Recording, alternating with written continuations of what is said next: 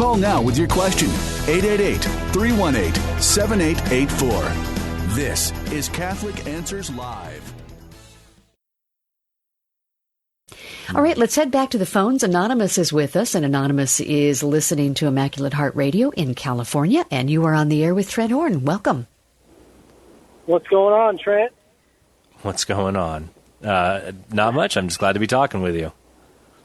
Yeah, same here. Hey, so I was brought up Oneness Pentecostal, but I was also brought up Catholic, okay? So you can understand my dilemma here. One thing I can't get over is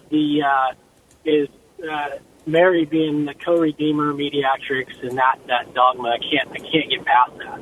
So if you can explain to me basically why or if she's necessary for our salvation now, and why she's regarded in that fashion. Mm-hmm.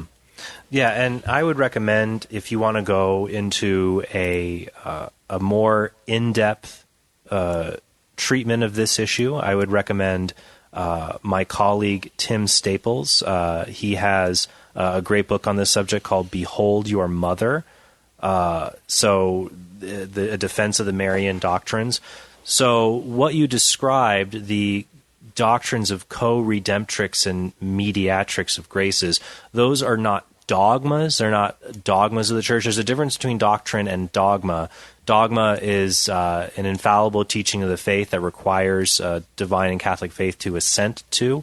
They're unchanging. Doctrine is something that requires religious assent, but doctrine can be articulated in different ways over time. So the terms, for example, Co-Redemptrix and Mediatrix, are used now to describe Mary. They may not always be in the same way, but terms like Theotokos, Mother of God, that has been dogmatically defined by the Church. So a doctrine is something to believe, but it's not the same as a dogma.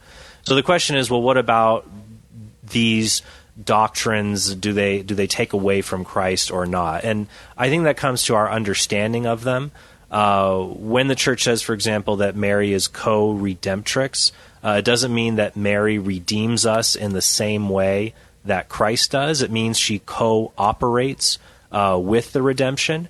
That Hebrews chapter 10, the author talks about how a body you have prepared for me, and that it was through the Christ's body that ultimately the sacrifice was made that atoned for the sins of the world. And the reason Christ has a human body is because he was born of a woman. He was born of Mary. Now, God, of course, is omnipotent. If he wanted to come down to earth and just materialize in human form, he could have. He could have. Nothing would have stopped him from doing that. But he chose to ask Mary to freely cooperate with this plan, so that, as Galatians 4:4 says, the Messiah would be born of woman, born under the law. So the titles like Co-Redemptrix, Mediatrix refers to Mary's close, intimate relationship with Jesus that no other human being has, because none of us is God's mother, and how she cooperates with the redemption by bringing Christ into the world and continues to mediate and pray for the Church as the Mother of God in heaven. So it doesn't take away from Jesus. It always goes back to him. So that's probably how I would give a brief sketch of that. And then, if you like, actually, I could get you in touch with some of Tim Staples' writings on that subject, and that could go a little bit deeper. Would you be interested in that?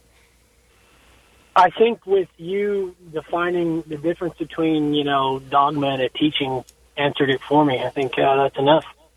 Yeah, I'm not saying that it's some kind of optional belief you don't have to believe. I'm just saying that it hasn't been infallibly defined in a way like the Immaculate Conception or Assumption have been defined in that way. But they are still things that we have to give religious assent to.